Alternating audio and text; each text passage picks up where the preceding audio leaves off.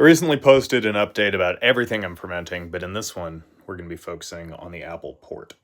Backstory, I made a bunch of cider out of Harrison and Kingston black apples, both very good cider apples, and I had some left over. Now, rather than just leave it in a carboy and hope it doesn't spoil or put it into a bunch of smaller bottles, I decided I'm just going to make port out of it. So I waited until the cider fermented down to about 1.030, which in layman's terms basically means that there's still sugar left in the juice. Then I added in some grain spirits, which are mostly neutral tasting. I really wanted to use some of this cider and distill it and make my own apple brandy, and use that, but the federal government has an issue with that, so. Anyway, we had to use grain alcohol.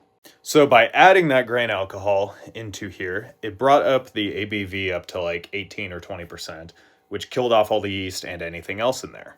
Which leaves us with a sweet, highly alcoholic drink. Now the plan is to make kind of a tawny out of this. Now, basically, the difference between tawny port and normal port is tawny port has been deliberately exposed to oxygen, so you have less of those bright, fresh fruit flavors, and you have more of a baked, honey, raisiny flavor. Big fan of that style. Part of this is achieved by long aging. In the case of this bottle, which is my favorite right now, it's 20 years. So the plan is we're going to let those, and whatever that ends up in, age for, I don't know, a couple years or until it's ready. Typically, port is aged in oak barrels. I'm doing these bottles because we want slow oxygen exposure. Now, I don't have enough time to explain the whole thing in this video, but the gist of it is, the more surface area there is, the more oxygen can enter into the liquid. So the way I have these set up, there's not very much surface area in contact with the oxygen. These are also sealed containers. Well, these two are. Which means that there's only that much oxygen in there. Unlike these, which have corks, which allows oxygen to flow in and out. So I will be periodically popping the top and mixing them around to artificially introduce oxygen at a controlled interval.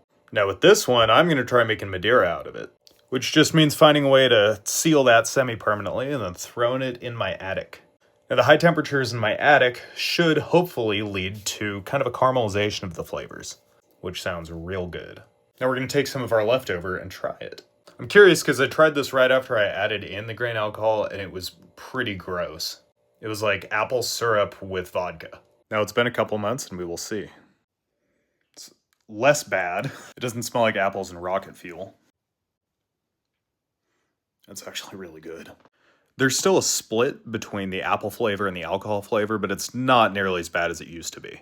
Which really did just taste like vodka and apple juice. This is just like distinctly tart, and then tannic, and then there's some bitterness and sweetness throughout. Good apple flavors. It's a good start, but I'm excited to see what it turns into.